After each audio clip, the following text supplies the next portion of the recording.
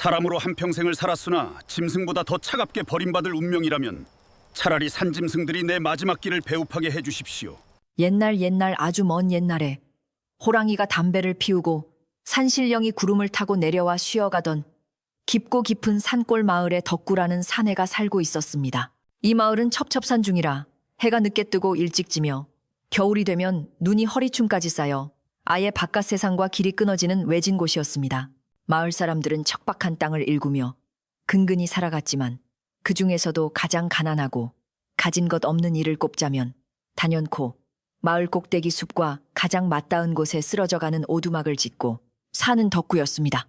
그는 부모에게 물려받은 논 한마직이 없었고 평생을 남의 집 품팔이를 하거나 산에서 나무를 해다가 장에 내다 팔며 입에 풀칠을 겨우 하는 처지였는데 그럼에도 불구하고 그의 얼굴에는 언제나 맑은 미소가 떠나지 않았습니다. 덕구의 오두막은 사람이 사는 집이라기보다는 산짐승이 잠시 비를 피하는 굴에 가까울 정도로 허름하기 짝이 없었습니다. 지붕을 덮은 볏짚은 오래되어 검게 썩어 들어갔고 흙벽은 군데군데 허물어져 찬바람이 숭숭 들어왔지만 덕구는 그것을 불편해하거나 부끄러워하지 않았습니다. 그는 오히려 자신의 집 문턱이 낮아 산짐승들이 드나들기 좋다며 허허 웃곤 했는데 실제로 그의 집 마당에는 언제나 다람쥐나 토끼 같은 작은 짐승들이 제 집 안방인 양 뛰어놀곤 했습니다.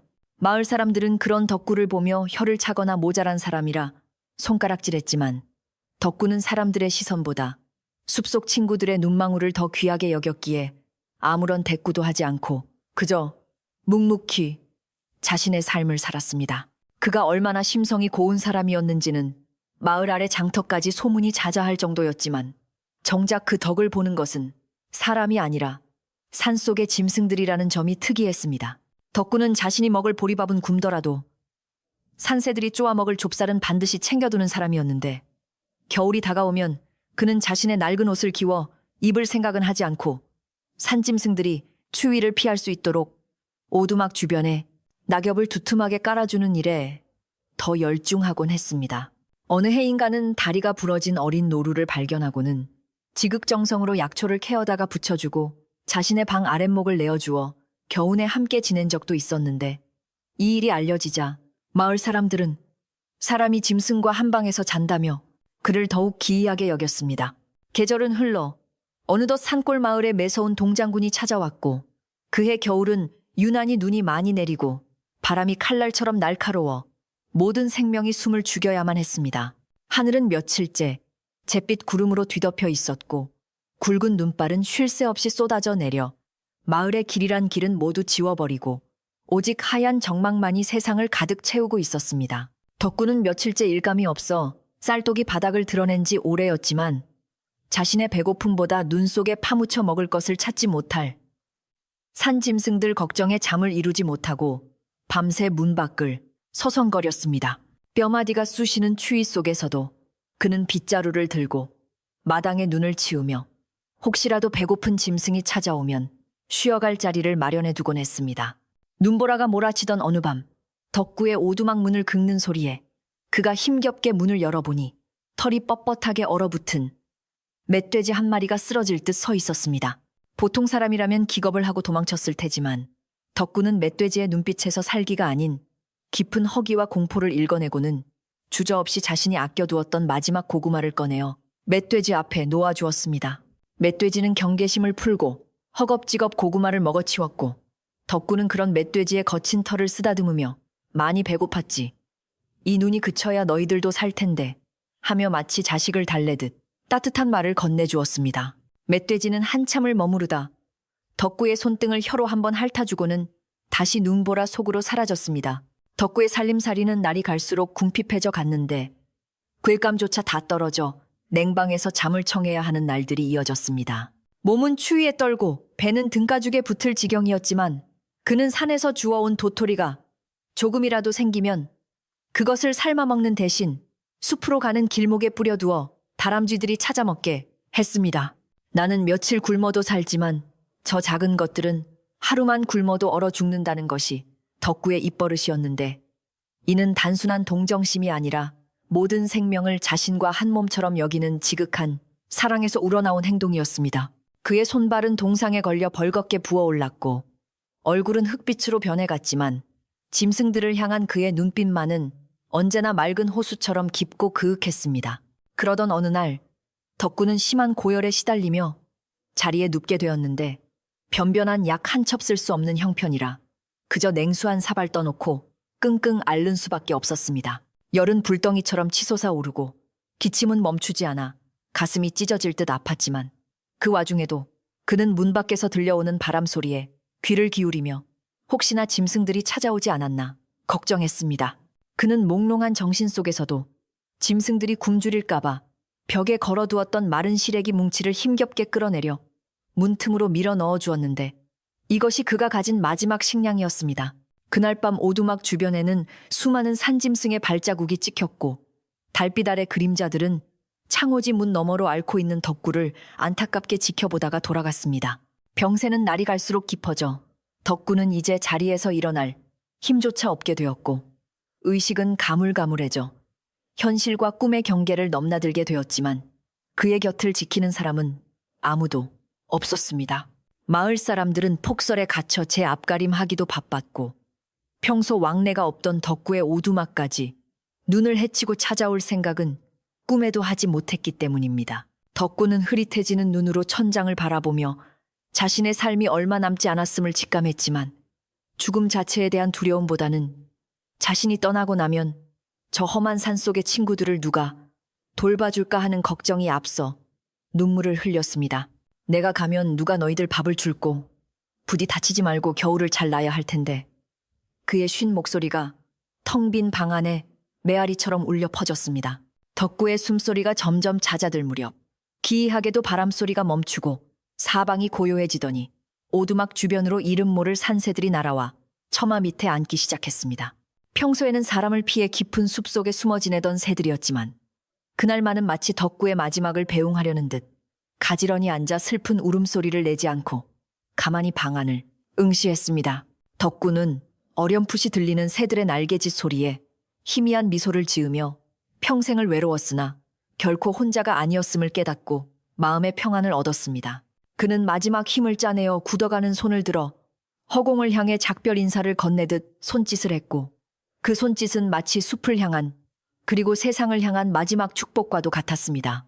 차가운 냉기가 방바닥에서 올라와 그의 온몸을 감쌌지만 덕구의 마음속에는 따뜻한 봄날의 햇살이 가득 차올라 그는 더 이상 춥지 않았습니다. 그는 눈을 감으며 자신이 돌보았던 노루의 맑은 눈망울과 겨울밤 찾아왔던 멧돼지의 거친 숨소리 그리고 어깨에 앉아 지저귀던 파랑새의 노래를 떠올렸습니다. 그 모든 기억이 주마등처럼 스쳐 지나가며 그의 영혼을 포근하게 감싸 안았고 그는 비로소 긴 고통에서 벗어나 깊고 편안한 잠속으로 빠져들었습니다. 세상은 그를 가난하고 초라한 사람이라 기억할지 모르지만 자연의 품에서 그는 누구보다 풍요롭고 위대한 왕이었습니다. 덕구의 심장이 멈추는 순간 밖에서 기다리던 부엉이가 길게 울어 그의 죽음을 알렸습니다. 다음 날 아침 눈은 그쳤지만 세상은 더욱 하얗게 변해 있었고 덕구의 오두막은 마치 눈 속에 파묻힌 작은 무덤처럼 고요하기만 했습니다. 마을 사람들은 눈을 치우러 나왔다가 며칠째 덕구의 오두막 굴뚝에서 연기가 피어오르지 않는 것을 보고서야 무언가 잘못되었음을 짐작하기 시작했습니다. 저 윗집 덕구가 며칠째 코빼기도 안 보이네. 이 추위에 얼어 죽은 건 아닌가 몰라. 누군가 툭 던진 말에 사람들은 웅성거렸지만 선뜻 그 가파른 언덕길을 올라가 보려는 사람은 없었습니다. 다들 자신들의 집 앞 눈을 치우느라 바빴고 혹시라도 시체를 보게 되면 재수가 없을까봐 꺼리는 기색이 역력했기 때문입니다. 그때 마을의 촌장이 지팡이를 짚고 나와 사람들을 채근하며 덕구네 집에 가보자고 말했는데 촌장 역시 덕구의 안부가 걱정되어서라기보다는 마을에서 변사가 생기면 관아에 보고해야 하는 번거로움이 싫어서 확인하려는 마음이 컸습니다. 젊은 장정 두어 명이 마지못해 삽을 들고 앞장섰고 촌장과 몇몇 노인들이 그 뒤를 따르며 덕구의 집으로 향하는 눈길을 내기 시작했습니다. 눈은 무릎까지 쌓여 걸음을 옮기기가 쉽지 않았고 사람들은 투덜거리며 이런 날씨에 팩감도 없이 어떻게 버텼겠어. 크크라며 이미 덕구의 죽음을 기정사실화하고 있었습니다. 그들의 대화 속에는 죽은 이에 대한 애도보다는 귀찮은 일이 생겼다는 짜증이 더 짙게 배어 있었습니다. 덕구의 오두막 앞에 도착한 사람들은 기이한 광경에 잠시 발을 멈췄는데 사람의 발자국은 하나도 없고 오직 수많은 짐승의 발자국만이 마당을 가득 메우고 있었기 때문입니다. 문 앞에는 산짐승들이 물어다 놓은 듯한 도토리와 한 뿌리 산열매들이 수북이 쌓여 있었는데 사람들은 이것이 무엇을 의미하는지 알지 못한 채 그저 짐승들이 굴러다니는 것을 주워왔나 보다 하고 대수롭지 않게 여겼습니다. 장정 하나가 삐그덕거리는 문을 거칠게 열어젖히자 냉기 가득한 방 안 풍경이 드러났고 구리불 하나 덮지 못한 채 웅크리고 누워있는 덕구의 싸늘한 시신이 눈에 들어왔습니다. 그는 마치 잠든 듯 평온한 표정이었지만 이미 숨을 거둔 지 꽤 시간이 지난 듯 몸은 딱딱하게 굳어 있었습니다. 방 안을 둘러보던 촌장은 혀를 끌끌 차며 어찌 이리도 궁상맞게 살다가 갔을꼬. 쌀독은 텅 비었고 아궁이는 식은 지 오래니 굶어 죽고 얼어 죽은 게지 라고 말하며 고개를 저었습니다. 사람들은 코를 막으며 방 안으로 들어서기를 꺼려했고 누군가는 이 사람아 자식도 없고 친척도 없는데 장례는 누가 치러주나 우리 마을 돈으로 치러야 하는 거 아뇨 하며 벌써부터 비용 걱정을 늘어놓기 시작했습니다. 덕구의 죽음 앞에서 슬퍼하는 이는 아무도 없었고 오직 처치 곤란한 시신을 어떻게 처리할지에 대한 논의만이 오갈 뿐이었습니다. 그들의 차가운 말들은 방 안의 냉기보다 더 시리게 덕구의 영혼을 찌르는 듯 했습니다. 그때 마을에서 제일 가는 부자로 소문난 최 부자가 뒤늦게 소식을 듣고 하인을 대동하여 올라왔는데 그는 값비싼 털옷을 입고 거만한 표정으로 문 밖에서 안을 기웃거렸습니다. 아니 이게 무슨 냄새야? 죽은 지 며칠이나 된 거야. 빨리 거적대기라도 덮어서 밖으로 내놓지 않고 뭐 하는 건가? 최 부자는 지팡이로 문턱을 탁탁 치며 소리쳤고 사람들은 그의 눈치를 보며 서둘러 덕구의 시신을 수습하려 움직였습니다. 최 부자는 평소 덕구가 자신의 산에서 나뭇가지를 주워가는 것을 못마땅하게 여겨 도둑 취급을 하던 사람이었는데 죽은 사람 앞에서도 예의를 갖추기는커녕 빨리 치워버려야 할 쓰레기 취급을 하고 있었습니다. 사람들은 덕구의 시신을 대충 닦아 낡은 베옷을 입혔는데 수이라 부르기에도 민망할 정도로 낡고 해진 옷이었습니다. 관을 짤 나무도 없어 마을 창고에 방치되어 있던 썩은 널빤지를 가져다가 뚝딱거리며 못질을 했는데 그 모습이 너무나 처량하여 보는 이가 있었다면 눈물을 흘렸을 것입니다. 하지만 그곳에 모인 사람들은 누구 하나 눈시울을 붉히지 않았고 빨리 일을 끝내고 따뜻한 아랫목으로 돌아가고 싶은 마음뿐이었습니다. 관 뚜껑이 덮이고 못이 박히는 소리가 텅 빈 산골짜기에 울려 퍼질 때 멀리서 늑대 울음소리가 구슬프게 들려와 잠시 사람들의 동작을 멈추게 했습니다. 장례 준비는 엉망진창이었는데 조문객이 올리 만무하니 음식을 장만할 필요도 없었고 곡을 해줄 상주도 없어 적막강산이었습니다. 촌장은 마을 회관에 있는 상여를 가져오라고 지시했지만 사람들은 저런 가난뱅이에게 화려한 상여가 가당키나 하냐며 툴툴거렸고 결국 가장 낡고 색이 바랜 상여가 오두막 앞으로 옮겨졌습니다. 최 부자는 내 돈 들이지 않고 치르는 게 다행인 줄 알라며 큰 소리를 쳤고 사람들은 그 말에 동조하며 덕구의 마지막 길을 초라하게 만드는데 일조했습니다. 덕구가 평생 베풀었던 따뜻한 마음은 온데간데 없고 세상의 비정함만이 그 자리를 대신하고 있었습니다. 해가 기울어 땅거미가 질 무렵 엉성하게 만들어진 관이 상여 위에 올려졌습니다.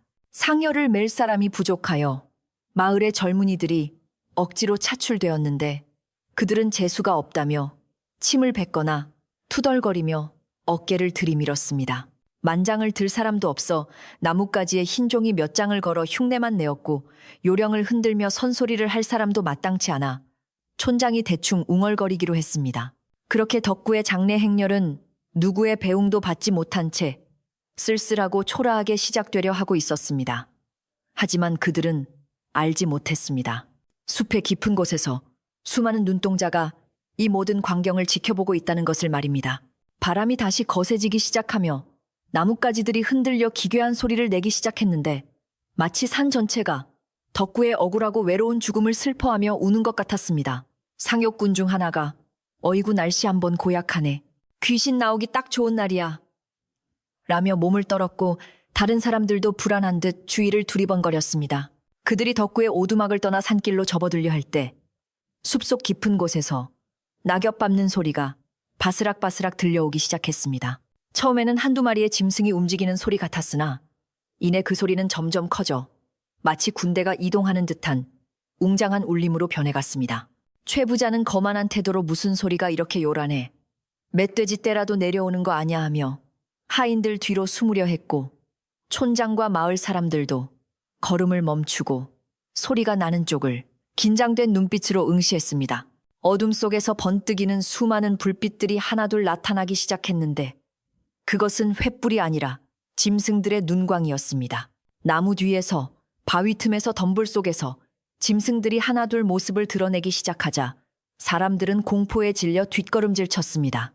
그러나 짐승들은 사람을 공격하려는 기색이 전혀 없었고 오직 덕구의 관을 향해 시선을 고정한 채 천천히 아주 천천히 다가오고 있었습니다. 나타난 것은 멧돼지와 고라니뿐만이 아니었습니다. 평소라면 서로 잡아먹고 먹혔을 토끼와 여우가 나란히 서 있었고 너구리와 오소리가 어깨를 맞대고 있었으며 심지어 나무 위에는 까마귀와 까치들이 떼를 지어 내려앉아 있었습니다. 그들은 마치 약속이라도 한 듯 질서정연하게 대열을 갖추고 있었고 그 엄숙함은 사람들의 웅성거림을 단숨에 잠재워 버렸습니다. 가장 앞줄에는 덕구가 치료해 주었던 다리를 저는 노루가 서 있었는데 그 눈망울에는 그렁그렁한 눈물이 맺혀 있었습니다. 사람들은 이 믿을 수 없는 광경에 숨조차 크게 쉬지 못하고 얼어붙어 있었습니다. 이윽고 숲의 제왕이라 불리는 거대한 호랑이 한 마리가 어슬렁거리며 나타나 짐승들의 무리 한가운데로 걸어 나왔습니다. 사람들은 비명을 지를 뻔했으나 입을 틀어막았고 호랑이는 사람들을 본체 만체하며 덕구의 관 앞으로 다가갔습니다. 호랑이는 관의 머리를 툭 대고는 마치 사랑하는 이를 잃은 듯 깊고 낮은 울음소리를 내뱉었는데 그 소리는 산천을 울리고 사람들의 가슴 속 깊은 곳까지 파고들었습니다. 이것은 단순한 짐승의 울부짖음이 아니라 떠나가는 친구를 향한 가장 진실하고 애절한 조가 덜거였습니다. 덕구의 초라했던 장례식은 이제 막 인간의 이해를 뛰어넘는 신비롭고 장엄한 의식으로 변하고 있었습니다. 호랑이의 긴 울음소리가 산맥을 타고 흘러내리자 상여를 메고 있던 젊은 장정들의 다리가 사시나무 떨듯 후들거리기 시작했습니다. 그들은 당장이라도 어깨에 맨 관을 내팽개치고 뒤도 돌아보지 않고 도망치고 싶었지만 발이 땅에 얼어붙은 듯 꼼짝도 할 수 없었습니다. 눈앞에는 집채만 한 호랑이가 그 뒤로는 수백 마리의 산짐승이 시퍼런 안광을 뿜어내며 길을 막고 있었으니 그 공포는 말로 다 할 수 없는 지경이었습니다. 그러나 이상하게도 짐승들은 사람을 향해 이빨을 드러내거나 공격할 태세를 보이지 않았고 오직 덕구의 낡은 관만을 응시하며 깊은 슬픔에 잠겨 있었습니다. 그 기묘한 대치 상황 속에서 거칠게 몰아치던 눈보라조차 숨을 죽인 듯 사방은 숨막히는 정적에 휩싸였습니다. 마을 유지인 최 부자는 하인들의 등 뒤로 숨어 몸을 잔뜩 웅크린 채 떨리는 목소리로 고래고래 고함을 지르기 시작했습니다. 이 멍청한 놈들아, 뭘 보고만 서 있는 게야. 몽둥이를 휘두르든 돌을 던지든 해서 저 짐승들을 쫓아내란 말이다. 감히 사람 가는 길을 짐승 따위가 막다니. 그의 목소리는 공포에 질려 찢어지는 듯 했고 그 소란스러움이 외려 엄숙한 분위기를 망치고 있었습니다. 최 부자는 평소에도 자신의 힘과 재물을 믿고 아랫사람들을 하대하던 버릇을 버리지 못하고 이 신성하고 두려운 순간에도 자신의 안전과 위신만을 챙기려 들었습니다. 하지만 하인들은 맹수의 위압감에 눌려 손가락 하나 까딱하지 못한 채 식은땀만 흘리고 있었습니다. 그때 짐승들 사이에서 덩치가 큰 멧돼지 한 마리가 앞발로 땅을 파헤치며 씩씩거리는 소리를 내었는데 이는 공격 신호가 아니라 억울함을 토해내는 듯한 몸짓이었습니다. 상여꾼 중 가장 겁이 많은 칠성이가 비명을 지르며 상여체를 놓치려 하자 관이 기우뚱하며 땅으로 떨어질 뻔한 아찔한 순간이 연출되었습니다. 어이쿠, 조심해. 촌장이 다급하게 소리쳤고 다른 장정들이 황급히 중심을 잡았지만 그들의 얼굴은 이미 백지장처럼 하얗게 질려 있었습니다. 만약 관이 땅에 떨어져 부서지기라도 한다면 저 짐승들이 당장이라도 달려들 것만 같은 서늘한 기운이 감돌았기에 그들은 죽을 힘을 다해 버티고 서 있어야만 했습니다. 산 위에서 벌어진 이 기이한 소동은 바람을 타고 마을 아래까지 전해지기 시작했는데 짐승들의 울음소리가 마치 천둥소리처럼 마을을 뒤흔들었기 때문입니다. 집안에서 문을 걸어 잠그고 있던 아낙네들과 아이들은 무슨 난리가 났나 싶어 창호지 문을 조금 열고 밖을 내다보았습니다. 여보, 산 쪽에서 나는 소리 들었어요. 호랑이 우는 소리 같은데 덕구 장례 치르러 간 사람들이 변을 당한 건 아닐까요? 마을 사람들은 삼삼오오 모여 웅성거렸고 불안감은 순식간에 눈덩이처럼 불어났습니다. 개들은 꼬리를 내리고 지저대기 바빴고 소들은 외양간에서 불안하게 발을 구르는 등 온 마을의 짐승들이 산 위의 기운을 감지하고 동요하고 있었습니다. 마을 회관에 모여있던 노인들은 심상치 않은 기운을 느끼고 곰방대를 털며 일어났는데 그중 마을에서 가장 나이가 많고 지혜롭기로 소문난 박노인이 굳은 표정으로 입을 열었습니다. 이건 예사로운 일이 아니야. 산신령이 노하셨거나 억울한 혼이 길을 못 떠나고 있는 게 분명해. 박노인은 젊은 시절 10만이 생활을 하며 산의 생리를 누구보다 잘 아는 사람이었기에 그의 말 한마디는 마을 사람들에게 큰 무게감으로 다가왔습니다. 사람들은 겁을 먹고 주저했지만 박노인은 지팡이를 짚고 서둘러 산으로 올라갈 채비를 했고 호기심과 걱정이 뒤섞인 마을 사람 몇몇이 그 뒤를 조심스럽게 따르기 시작했습니다. 한편 산 중턱에서는 최 부자의 폐악질이 점점 더 심해지고 있었는데 그는 공포를 분노로 표출하며 애꿎은 상역군들을 닥달했습니다. 에이, 재수 없는 놈 살아서도 거지 같더니 죽어서도 사람을 이리 괴롭히는구나. 저 짐승떼를 불러들인 것도 다 저놈의 요사스러운 짓이 분명해. 최 부자는 덕구의 관을 향해 삿대질하며 모욕적인 말을 서슴지 않았습니다. 그는 짐승들이 덕구를 추모하러 왔다는 사실을 인정하기 싫었을 뿐만 아니라 하찮은 덕구가 자신보다 더 큰 대우를 받는 듯한 이 상황 자체를 견딜 수 없어 했습니다. 그의 눈에는 짐승들의 눈물이 보이지 않았고 오직 자신의 길을 막는 방해물로만 보였기 때문입니다.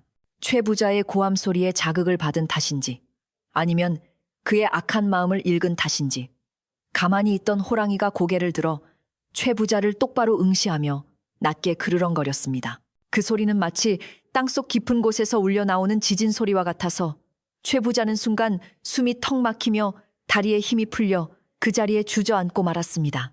호랑이의 눈빛은 형형하게 빛났고 그 속에는 인간의 탐욕을 꿰뚫어 보는 듯한 준엄함이 서려 있었습니다. 주변의 짐승들도 일제히 고개를 들어 최 부자를 노려보았는데 수백 개의 눈동자가 뿜어내는 압박감에 최 부자는 오줌을 지를 만큼 큰 공포를 느꼈습니다. 바로 그 순간 마을에서 올라온 박노인과 사람들이 헐떡거리는 숨을 몰아쉬며 현장에 도착했습니다. 그들은 눈앞에 펼쳐진 믿기 힘든 광경에 입을 다물지 못하고 그 자리에서 얼어붙었는데 상여를 둘러싼 수백 마리의 짐승과 주저앉은 최 부자 그리고 공포에 질린 상역군들의 모습은 마치 한 폭의 기이한 그림과도 같았습니다. 박노인은 떨리는 손으로 안경을 고쳤으며 상황을 살피더니 이내 무엇인가를 깨달은 듯 무릎을 탁 쳤습니다. 아이고 세상에, 이게 무슨 변고인가 했더니 짐승들이 상주 노릇을 하고 있었구만. 박노인의 목소리에는 두려움보다는 경이로움이 담겨 있었습니다. 박노인은 주저앉아 벌벌 떨고 있는 최 부자 앞으로 다가가 지팡이로 땅을 쿵 찍으며 엄하게 꾸짖었습니다.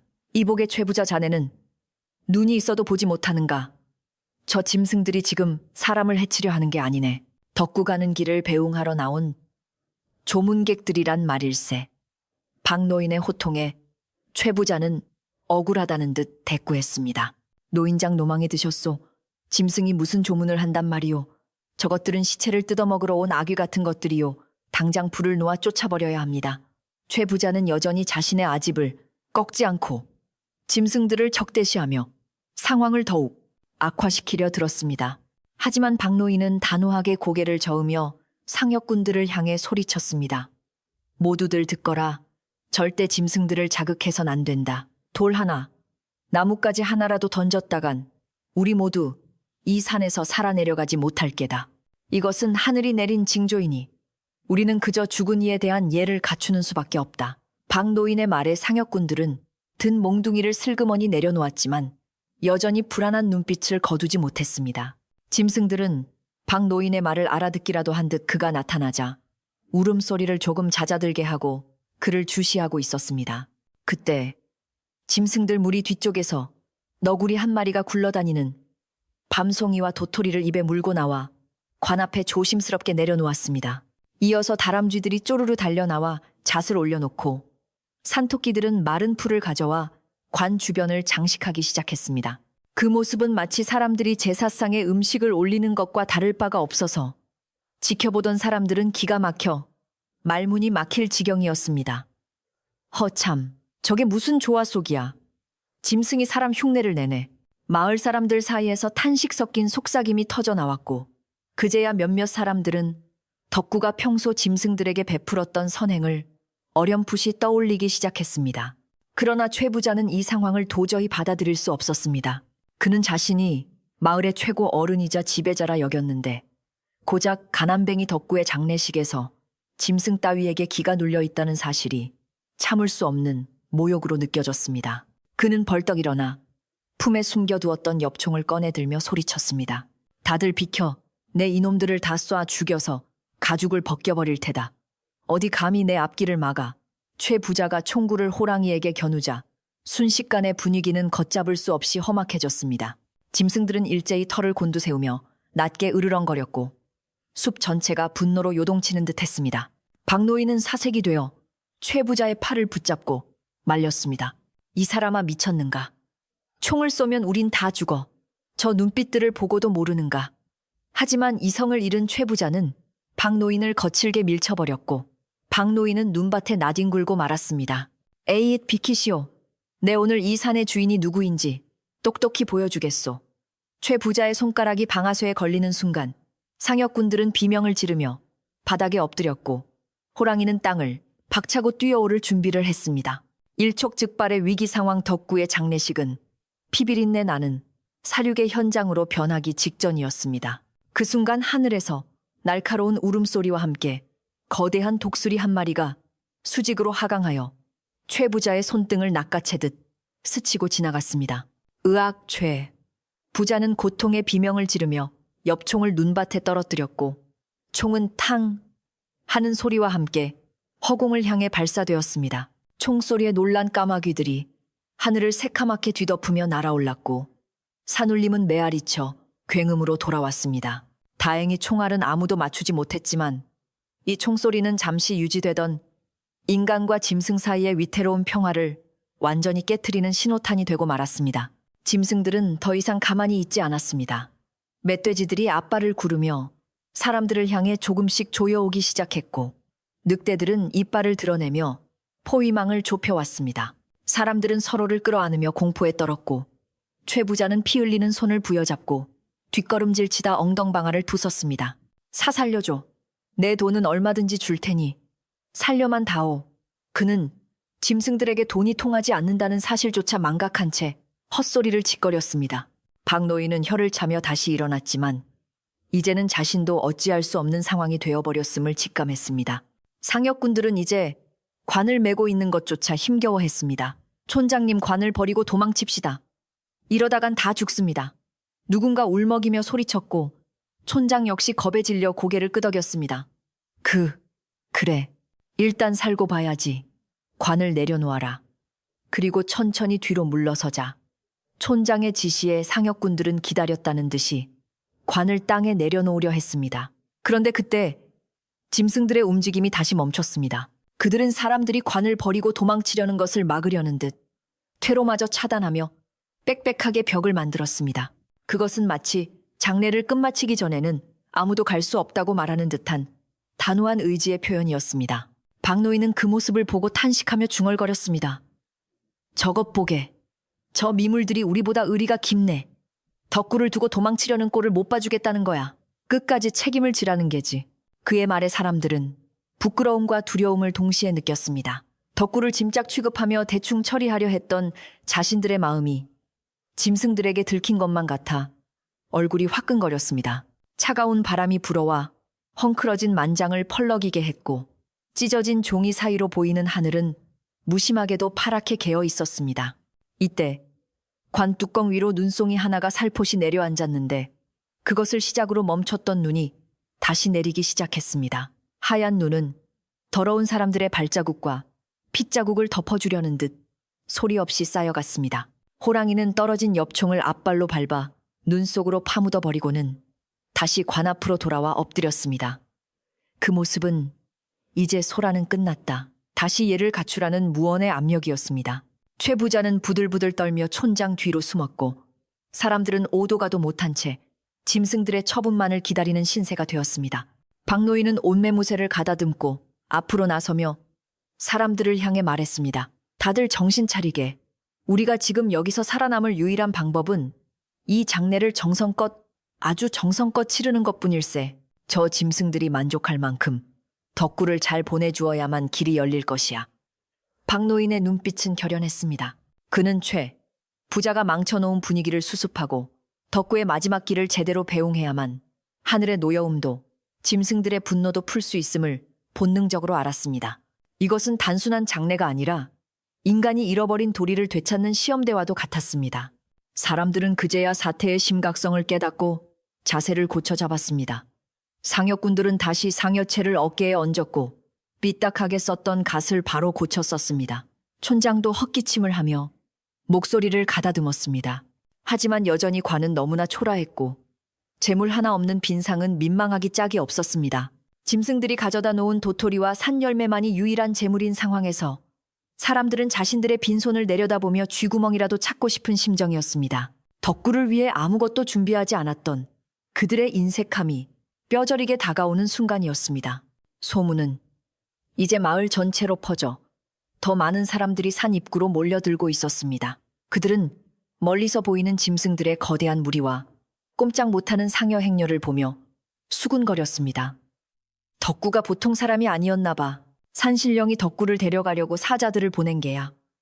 덕구에 대한 평가는 순식간에 모자란 거지에서 신비한 능력을 가진 인으로 바뀌고 있었습니다. 하지만 아직 아무도 덕구가 왜 짐승들의 사랑을 받게 되었는지, 그가 오두막에서 홀로 겪었던 외로움과 헌신에 대해서는 깊이 알지 못했습니다. 차가운 산바람 속에 향냄새 대신 짐승의 누린내와 흙냄새가 진동했지만 그 냄새는 묘하게도 역하지 않고 오히려 성스러운 느낌마저 주었습니다. 숲은 거대한 장례식장이 되었고 나무들은 조문객이 되어 팔을 벌리고 있었습니다. 이제 사람들은 억지로가 아니라 살기 위해서라도, 그리고 알 수 없는 경외감에 이끌려서라도 덕구의 장례를 계속해야만 했습니다. 박노인이 떨리는 목소리로 선소리를 시작하려 하자 짐승들도 귀를 쫑긋 세우고 경청할 준비를 했습니다. 바야흐로 인간과 짐승이 함께하는 전무후무한 장례식이 다시 시작되려 하고 있었습니다. 박노인의 선창으로 상여꾼들이 다시 발을 떼자 멈춰있던 짐승들의 무리도 약속이나 한 듯 움직이기 시작했는데 그 모습이 마치 장군을 호위하는 근위병들의 행렬처럼 질서 정연했습니다. 맨 앞에는 호랑이가 느릿하지만 위험 있는 걸음으로 길을 태고 그 뒤를 늑대와 여우들이 따랐으며 상여 양옆으로는 노루와 고라니들이 호위하듯 걸었습니다. 하늘에는 독수리와 매가 원을 그리며 날아올라 상여의 길을 살폈고 작은 다람쥐와 토끼들은 덤불 속을 부지런히 오가며 앞길에 방해되는 돌불이나 썩은 나뭇가지를 치우는 기이한 풍경을 연출했습니다. 사람들은 홀린 듯 그 뒤를 따랐지만 여전히 등골이 서늘한 공포와 경이로움 사이에서 갈피를 잡지 못하고 있었습니다. 마을 사람들이 원래 덕구를 묻으려 했던 곳은 마을 뒤편의 음습한 공동묘지 구석, 햇볕도 잘 들지 않고 물이 고여 질척거리는 땅이었습니다. 가난하고 연고 없는 이들이 대충 묻히는 그곳으로 가기 위해 상여꾼들이 방향을 틀려 하자 앞서가던 호랑이가 갑자기 멈춰서서 낮게 으르렁거려 그들의 발길을 막아섰습니다. 호랑이는 고개를 저으며 공동묘지가 아닌 산 정상으로 향하는 가파른 오솔길 쪽으로 턱짓을 했는데 이는 마치 그곳은 덕구가 쉴 자리가 아니다라고 말하는 듯 했습니다. 상여꾼들이 주춤거리며 촌장을 쳐다보자 촌장은 식은땀을 흘리며 박노인에게 눈짓을 보냈고 박노인은 고개를 끄덕이며 짐승들이 이끄는 대로 가세. 그게 순리인 듯하네라고 말했습니다. 최 부자는 기가 막히다는 듯 혀를 찾는데 아니 저 꼭대기까지 올라가자고 이 눈길에 상여를 메고 저기를 어떻게 올라간단 말인가. 저 짐승들이 우리를 골탕 먹이려는 게 분명해라며 투덜거렸습니다.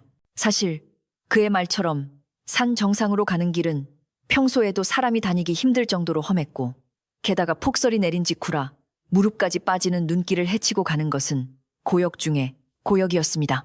하지만 짐승들이 길을 막고 버티고 있는 이상 다른 선택지는 없었고 상역군들은 울며 겨자 먹기로 가파른 언덕길을 향해 첫 발을 내디뎌야 했습니다.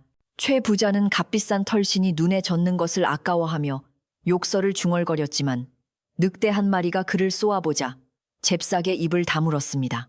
그런데 신기한 일이 벌어졌습니다. 상여가 지나가야 할 험한 길을 멧돼지 떼가 먼저 앞장서서 육중한 몸으로 눈을 밀어내고 밟아 다져주니 사람들이 걷기에 훨씬 수월한 단단한 길이 만들어지는 것이었습니다.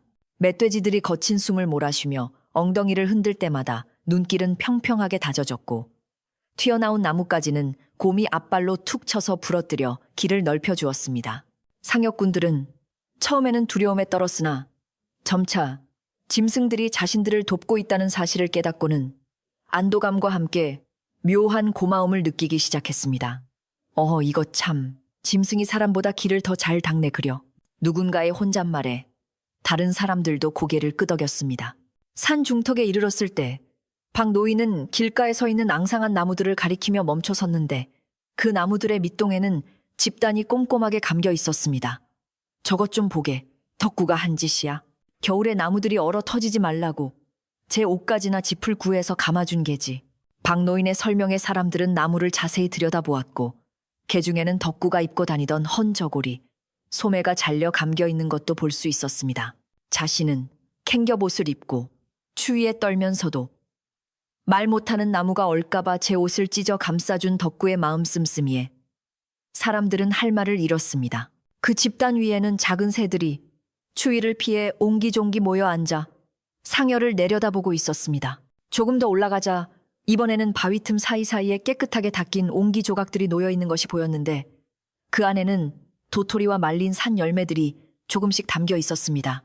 촌장이 그것을 보고 이건 또 뭔가 산신령에게 바치는 제물인가 하고 물었으나 박 노인은 고개를 저으며 눈시울을 붉혔습니다.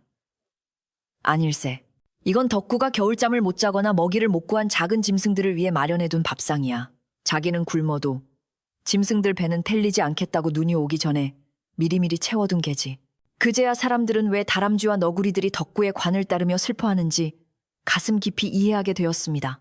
상여를 메고 있던 젊은이 중 하나인 칠성이는 그 광경을 보고 고개를 숙였는데 그는 지난달 덕구가 굶주린 배를 움켜쥐고 마을로 내려와 밥 좀 얻을 수 있겠냐고 물었을 때 매몰차게 거절했던 기억이 떠올랐기 때문입니다.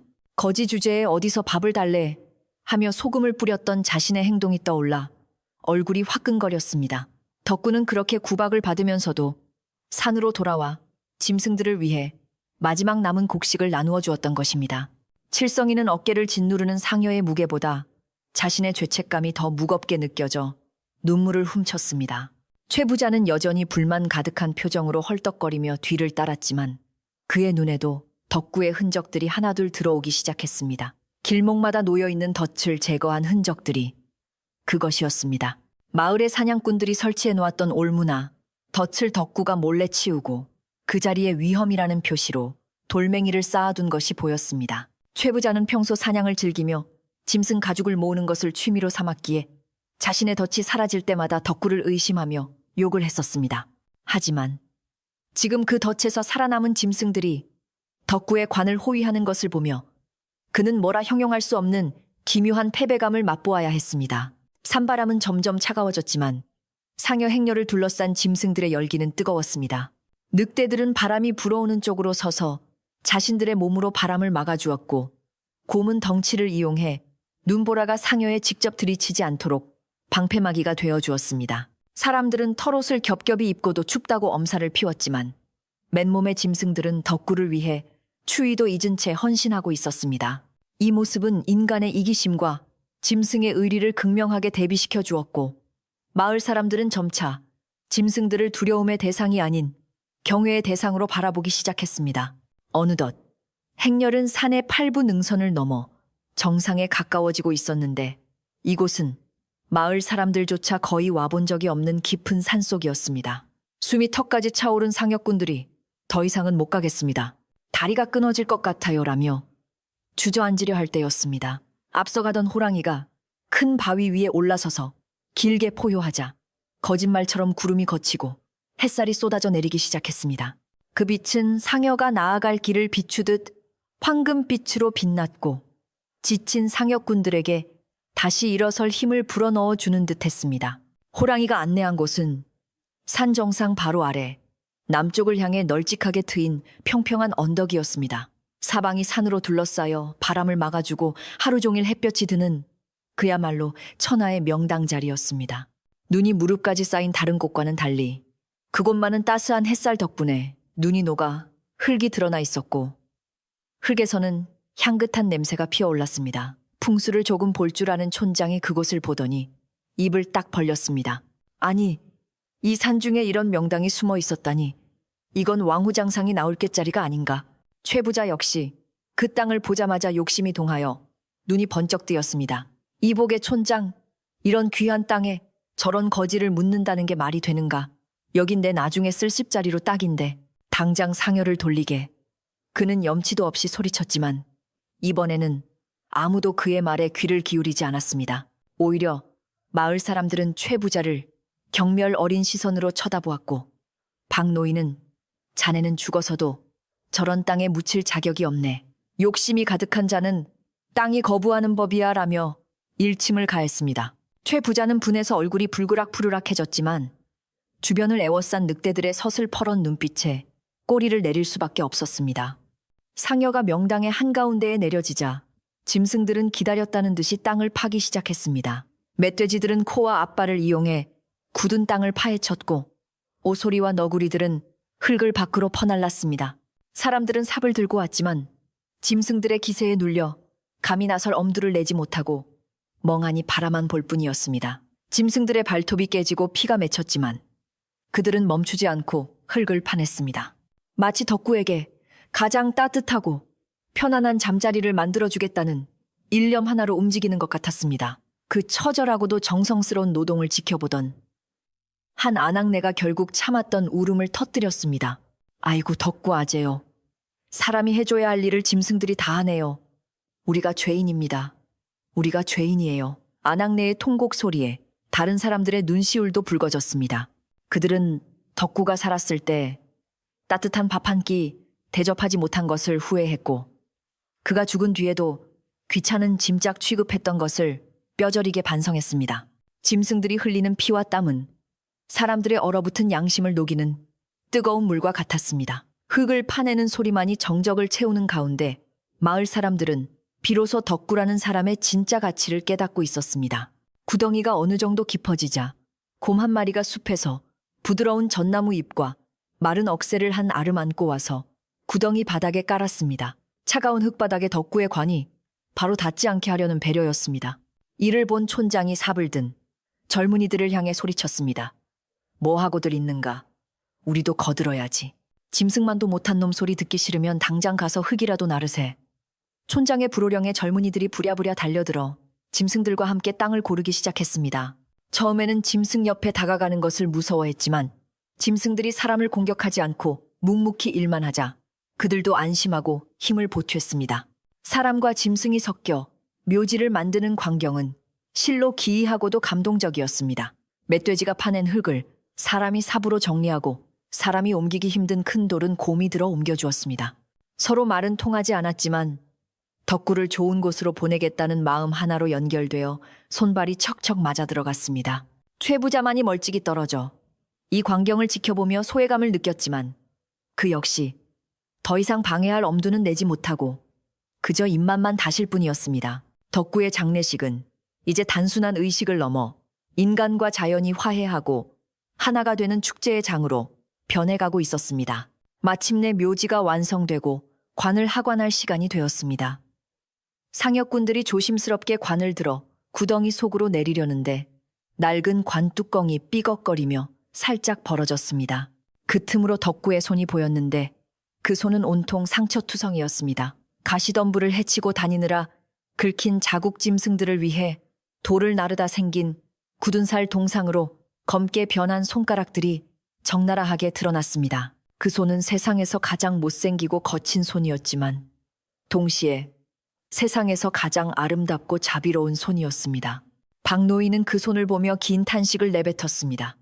저 손을 보게나 평생 남을 위해 일하고 짐승을 위해 헌신하다 망가진 손일세.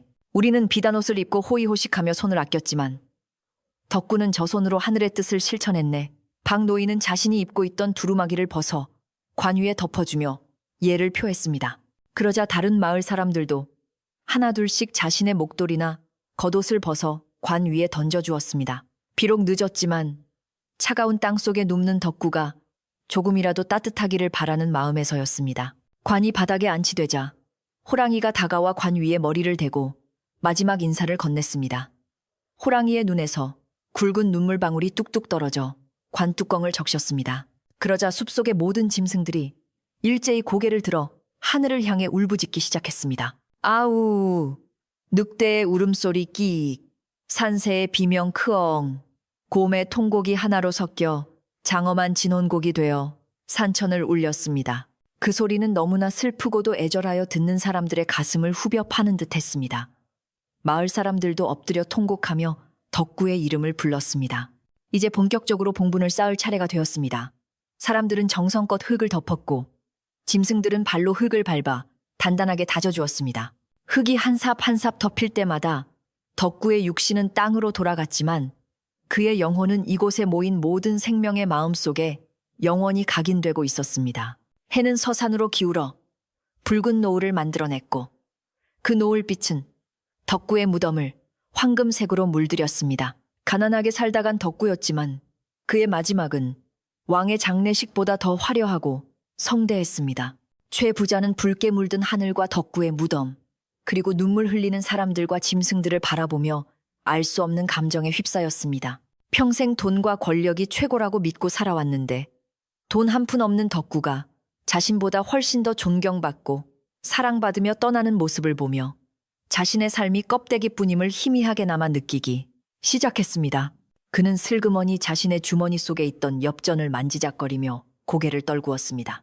그때 갑자기 하늘에서 하얀 학 한 마리가 날아와 무덤 꼭대기에 사뿐히 내려앉았습니다.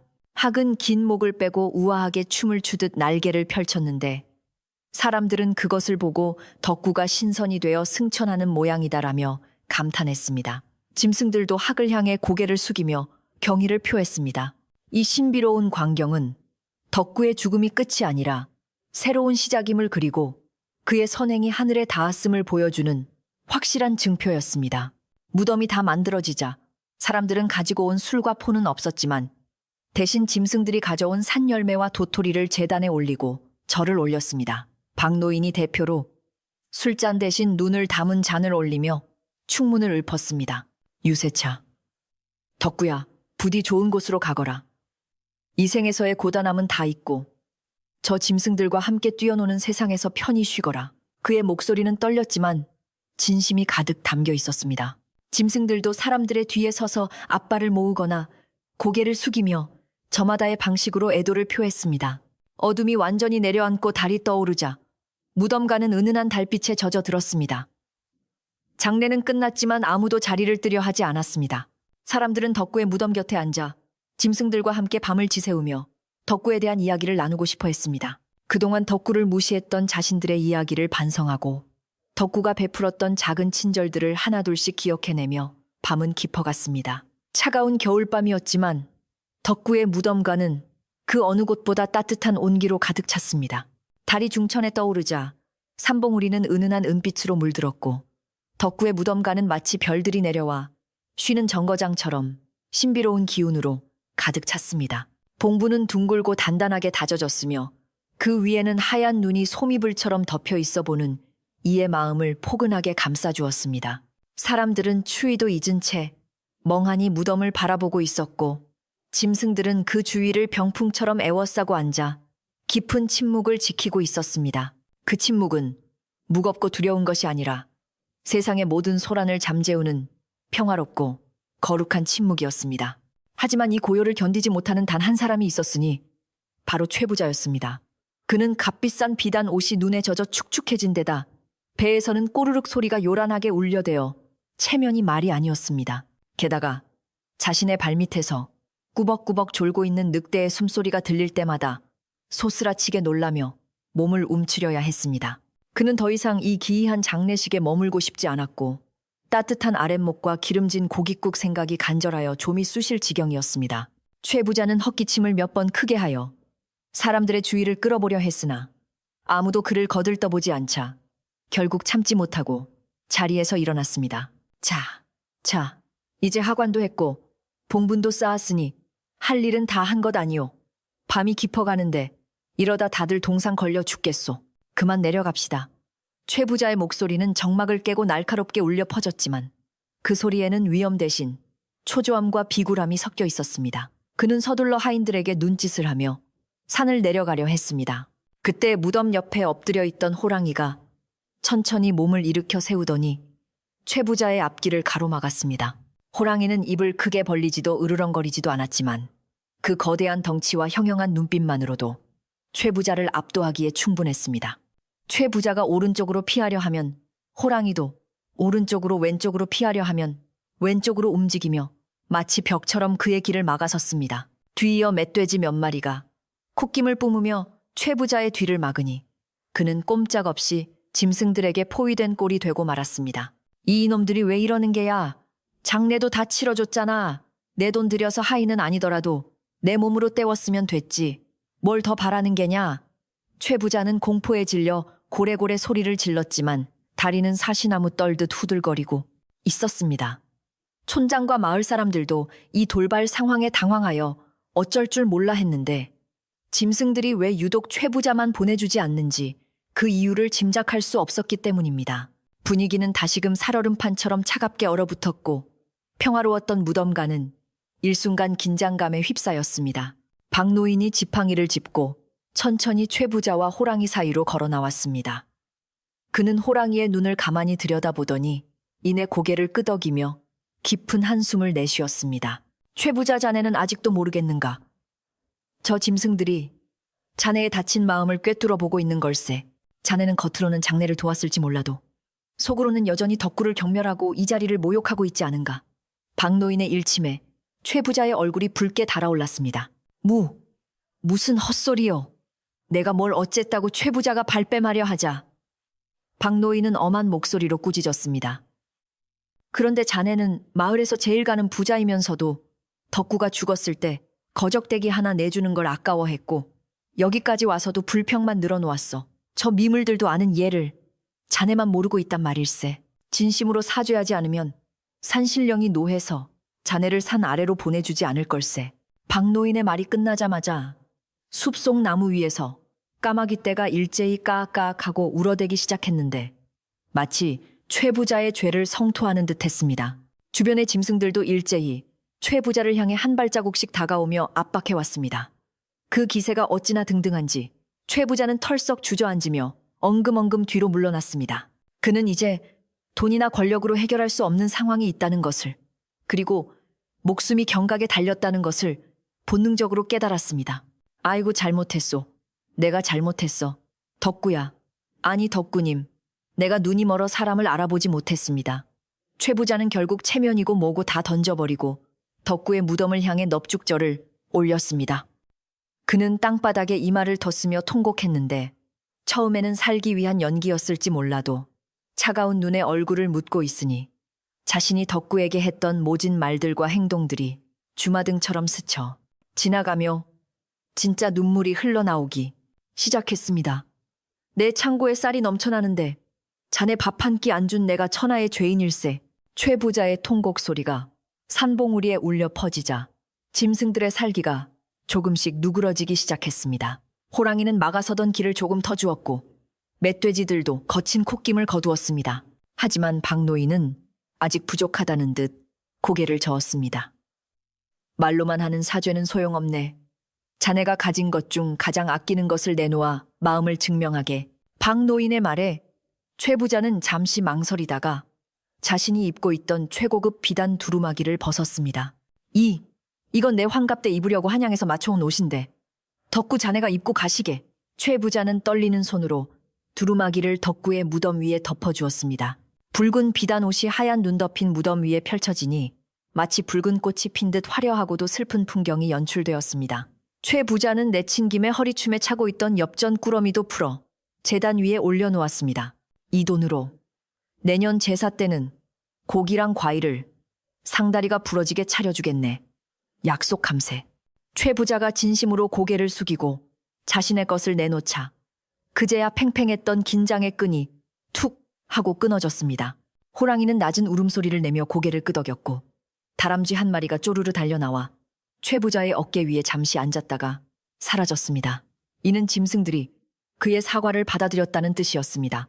마을 사람들은 그 모습을 보며 안도의 한숨을 내쉬었고 동시에 사람의 마음을 움직이는 것은 힘이 아니라 진심 어린 참회라는 것을 깨달았습니다. 긴장이 풀리자 사람들은 급격히 허기와 추위를 느끼기 시작했습니다. 아이고, 이제야 살았네. 근데 배가 고파서 내려갈 힘이 없구먼. 한 노인이 배를 문지르며 투덜거리자 칠성이가 그러게 말입니다. 제밥이라도 좀 싸올 걸 그랬습니다. 하며 입맛을 다셨습니다. 그때 짐승들 쪽에서 바스락거리는 소리가 들려왔습니다. 놀랍게도 다람쥐와 너구리 산토끼들이 자신들이 가져왔던 도토리, 밤산 열매, 갯뿌리 등을 입에 물고 사람들 앞으로 다가왔습니다. 그들은 쭈뼛거리는 사람들 발치에 먹을 것을 내려놓고는 똘망똘망한 눈으로 올려다보았습니다. 마치 이거라도 드시고 기운 차리세요라고 말하는 것 같았습니다. 사람들은 처음에는 짐승의 먹이를 어떻게 먹느냐며 주저했지만 촌장이 먼저 도토리 하나를 집어들고 껍질을 까서 입에 넣었습니다. 허허, 달다. 꿀밤이 따로 없네. 덕구가 준 선물이라 생각하고 다들 드시게. 촌장의 말에 사람들도 하나둘씩 짐승들이 준 열매를 집어들었습니다. 어떤 이는 뿌리를 씹으며 단물을 빨아먹었고 어떤 아이는 다람쥐가 준 잣을 오독오독 씹어 먹었습니다. 비록 따뜻한 쌀밥은 아니었지만 그 차가운 산꼭대기에서 짐승과 사람이 나누어 먹는 그 열매의 맛은 세상 어느 진수성찬보다 귀하고 맛이 좋았습니다. 사람들이 오물오물 먹는 모습을 짐승들은 가만히 지켜보았는데 적대감은 완전히 사라지고 마치 한 식구처럼 편안한 분위기가 감돌았습니다. 늑대 한 마리가 슬그머니 다가와 칠성이의 다리에 몸을 비비자 칠성이는 깜짝 놀라면서도 조심스럽게 늑대의 머리를 쓰다듬어 주었습니다. 거칠지만 따뜻한 털의 감촉이 손바닥을 통해 전해지자 칠성이의 마음속에 남아있던 두려움은 눈 녹듯 사라졌습니다. 이곳은 이제 장례식장이 아니라 인간과 자연이 화해하는 거대한 잔칫집과도 같았습니다. 최 부자도 쭈그리고 앉아 멧돼지가 밀어준 천뿌리 하나를 씹고 있었습니다. 평소라면 쳐다보지도 않았을 흙 묻은 뿌리였지만 그는 눈물을 훔치며 그것을 꼭꼭 씹어 삼켰습니다.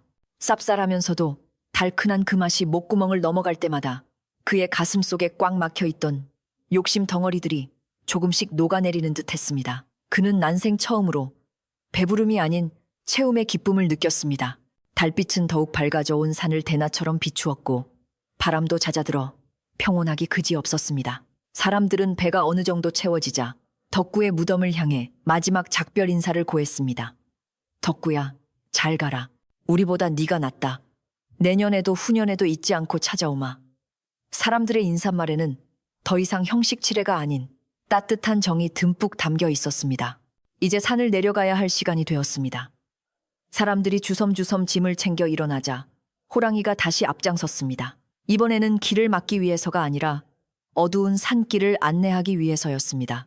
호랑이의 뒤를 따라 늑대와 멧돼지들이 길 양옆으로 도열했고 사람들은 그 사이를 지나가며 마치 왕의 행차와 같은 대접을 받았습니다. 짐승들은 마을 입구까지 사람들을 안전하게 배웅하려는 듯 했습니다.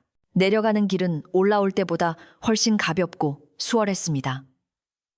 멧돼지들이 다져놓은 눈길은 미끄럽지 않았고 숲속 부엉이들은 길목마다 울어대며 방향을 알려주었습니다. 사람들은 서로의 손을 잡아주며 도란도란 이야기를 나누었는데 대화의 주제는 온통 덕구의 숨겨진 선행에 관한 것이었습니다. 그때 내 집 장독대 뚜껑 고쳐준 게 덕구였나 봐. 우리 집 강아지 잃어버렸을 때 찾아준 것도 덕구였어. 그동안 몰라봤던 덕구의 빈자리가 너무나 크게 느껴졌습니다. 산 중턱을 지날 때쯤 멀리 마을의 불빛들이 보이기 시작했습니다. 굴뚝마다 피어오르는 저녁 연기가 아늑하게 느껴졌지만 사람들의 마음은 이미 산 위에 오두막에 머물러 있었습니다. 그들은 자신들의 따뜻한 집이 부끄럽게 느껴지기도 했고 동시에 이제라도 깨달았으니 다행이라는 안도감도 들었습니다. 마을 어귀에 다다르자 호랑이는 걸음을 멈추고 뒤를 돌아보았습니다. 그리고 사람들을 향해 고개를 한번 꾸벅 숙이더니 소리 없이 다시 산속으로 몸을 돌렸습니다. 다른 짐승들도 하나둘씩 숲의 그림자 속으로 사라졌습니다. 고맙네. 정말 고마워.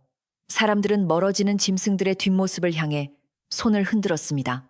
마을에 남아있던 사람들은 횃불을 들고 나와 산에서 내려오는 일행을 맞이했습니다. 그들은 무사히 돌아온 사람들을 보며 안도했고 동시에 최 부자의 헐벗은 차림과 사람들의 상기된 표정을 보며 의아해했습니다. 무슨 일이 있었소? 호랑이는 산신령은 쏟아지는 질문 속에 박노인은 인자한 미소를 지으며 말했습니다. 들어가서 이야기하세. 오늘 밤은 아주 긴 이야기가 될 것 같으니. 마을 회관으로 자리를 옮긴 사람들은 옹기종기 모여 앉아 산 위에서 겪은 믿기지 않는 일들을 털어놓았습니다. 짐승들이 상여를 맨 이야기, 최 부자가 옷을 벗어준 이야기, 다람쥐가 밥을 준 이야기들이 화롯불 피어오르듯 퍼져나갔습니다. 이야기를 듣는 마을 사람들의 눈은 휘둥그레졌고 어떤 아낙네들은 눈물을 훔치며 가슴을 쳤습니다. 아이고, 덕구가 산신령의 아들이었나 보네. 그날 밤 마을의 어느 집도 일찍 불을 끄지 않았습니다. 사람들은 늦게까지 깨어 덕구를 추모하며 술잔을 기울였고 자신들의 삶을 되돌아보았습니다. 최 부자는 집에 돌아가서도 잠을 이루지 못하고 창문을 열어 덕구의 무덤이 있는 삼봉우리를 하염없이 바라보았습니다. 그의 곁에는 하인들이 가져다 놓은 따뜻한 밥상이 있었지만 그는 산에서 먹었던 핀뿌리의 맛을 되새기며 숟가락을 들지 않았습니다. 마을의 공기는 달라져 있었습니다. 차갑고 인색했던 바람 대신 훈훈하고 넉넉한 기운이 감돌기 시작했습니다. 덕구의 장례식은 끝났지만 그가 남긴 이야기는 이제 막 마을 사람들의 가슴 속에서 싹을 틔우기 시작한 것입니다. 눈 내리는 겨울밤, 마을은 그 어느 때보다 고요하고도 뜨거운 밤을 보내고 있었습니다. 다음 날 아침, 동쪽 산등성이 위로 붉은 해가 솟아오르자 마을을 뒤덮고 있던 하얀 눈들이 보석처럼 반짝이기 시작했습니다. 밤새 마을 사람들은 흥분에 겨워 잠을 설쳤지만 누구 하나 피곤한 기색 없이 이른 아침부터 마을 회관 앞마당으로 모여들었습니다.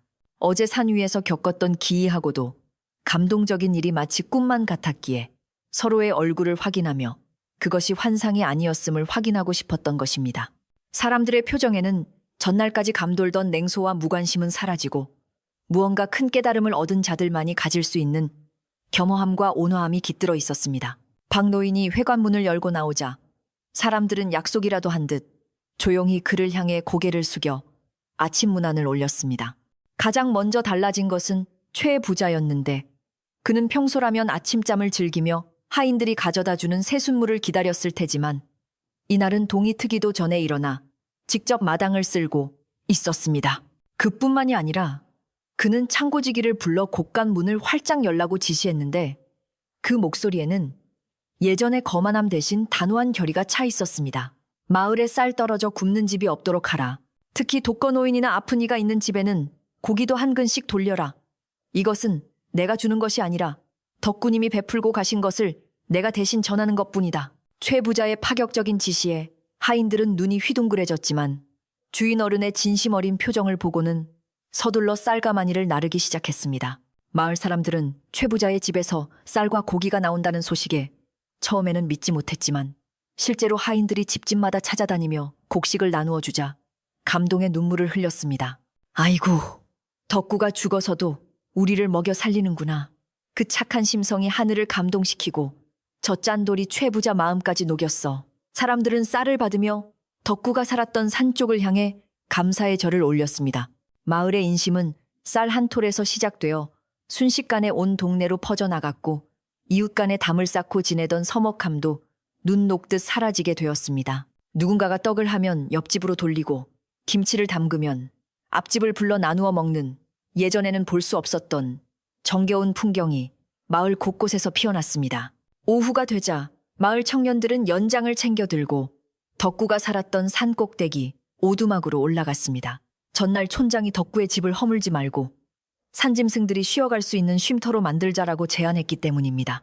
청년들은 무너져가는 흙벽을 튼튼하게 보수하고 썩은 지붕의 볏짚을 걷어내고 새 짚으로 두툼하게 엮어 올렸습니다. 문짝은 떼어내어 짐승들이 자유롭게 드나들 수 있도록 했고 방 안에는 마른 낙엽과 짚을 푹신하게 깔아 겨울잠을 자는 짐승들이 얼어 죽지 않도록 배려했습니다.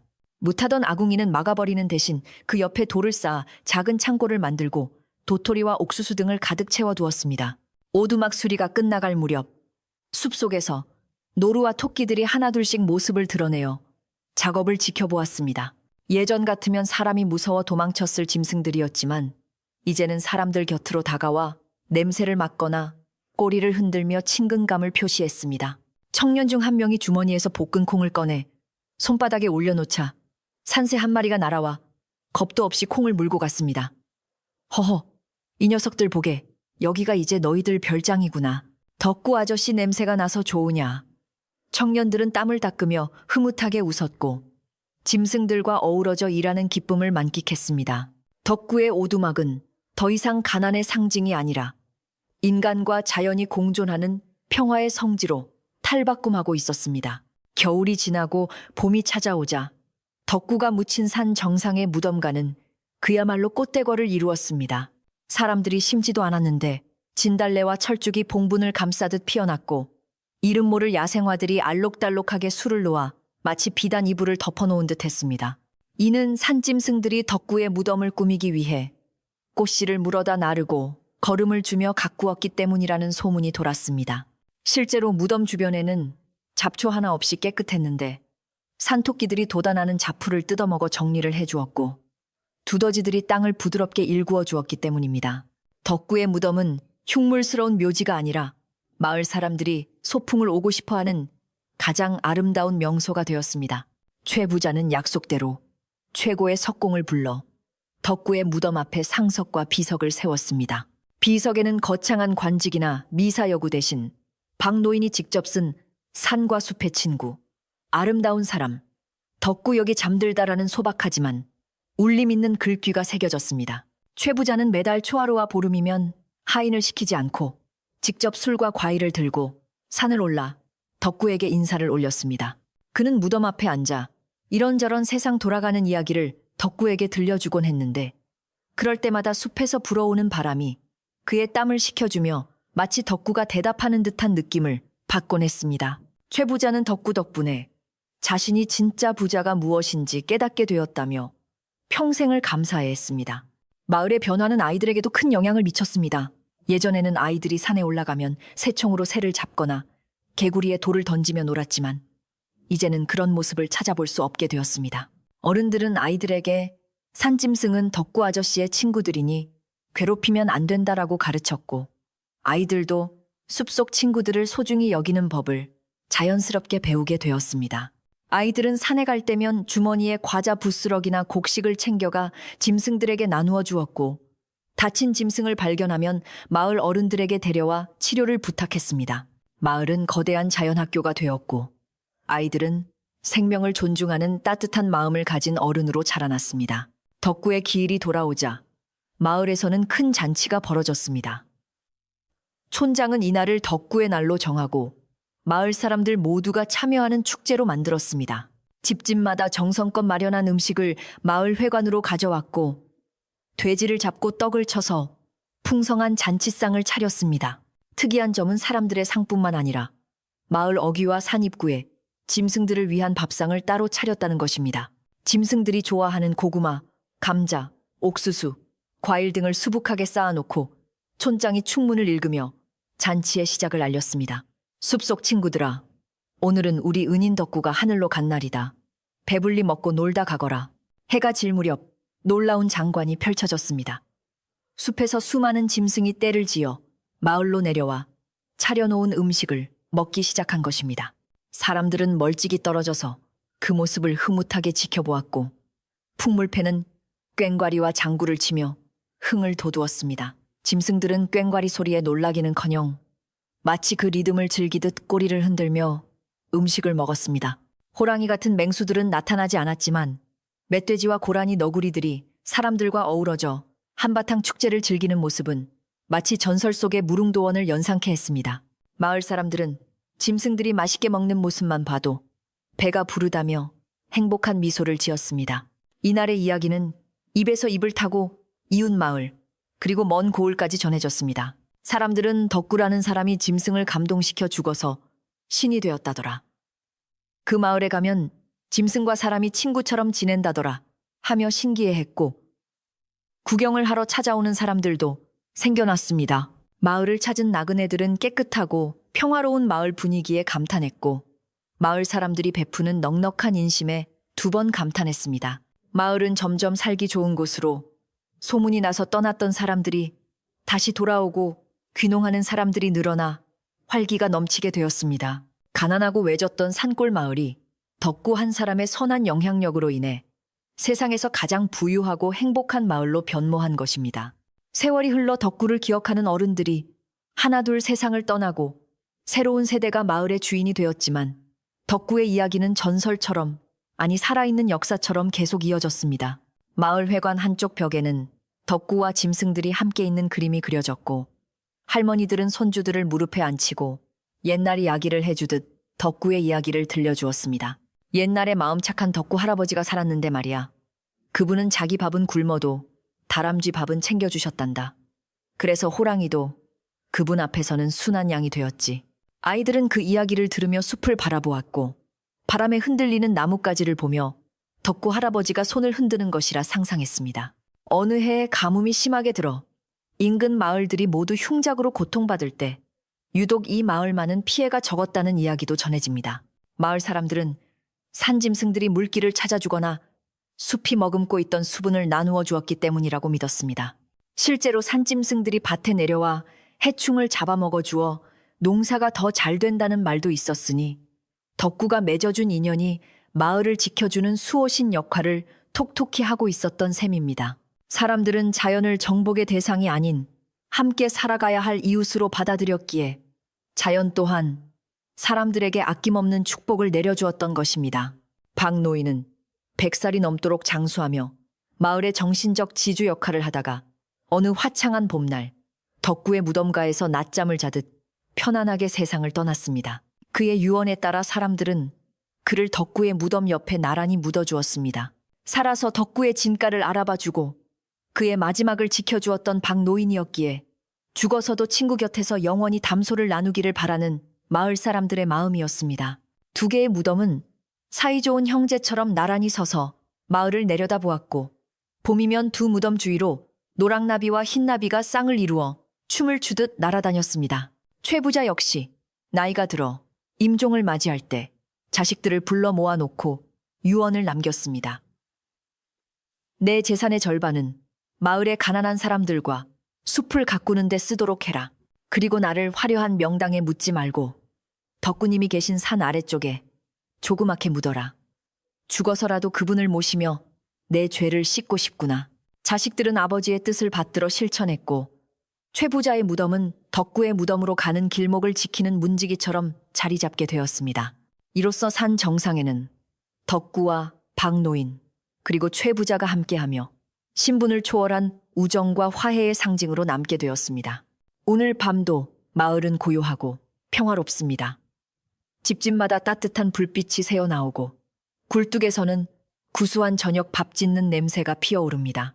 사람들은 하루 일과를 마치고 가족들과 둘러앉아 오순도순 이야기를 나누며 창밖으로 보이는 검푸른 산 그림자를 든든하게 바라봅니다. 산 위에서는 부엉이가 부엉부엉하며 밤인사를 건네고 바람은 나뭇잎을 흔들어 자장가를 불러줍니다. 덕구의 오두막은 여전히 그 자리에 있어 길 잃은 짐승이나 지친 산새들의 포근한 안식처가 되어주고 있습니다. 하늘에는 별들이 총총히 박혀 보석처럼 빛나고 있는데 그중 유난히 밝고 맑게 빛나는 별 하나가 산 정상 바로 위에 머물러 있습니다. 마을 사람들은 저 별이 덕구의 영혼이라고 믿으며 밤길을 걷다가도 그 별을 보면 마음의 위안을 얻습니다. 아무것도 가진 것 없었지만 세상 모든 생명을 품을 줄 알았던 사람 덕구.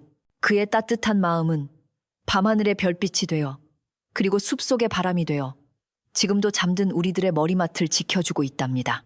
이제 눈을 감고 숲속의 바람소리에 귀를 기울여 보세요. 덕구와 동물 친구들이 들려주는 평화로운 노랫소리가 들리는 듯합니다. 세상의 모든 걱정과 근심은 잠시 내려놓고 그 따뜻한 온기 속에서 편안한 꿈 꾸시길 바랍니다. 오늘 밤은 숲속 친구들이 당신의 꿈길을 지켜줄 테니까요. 안녕히 주무세요.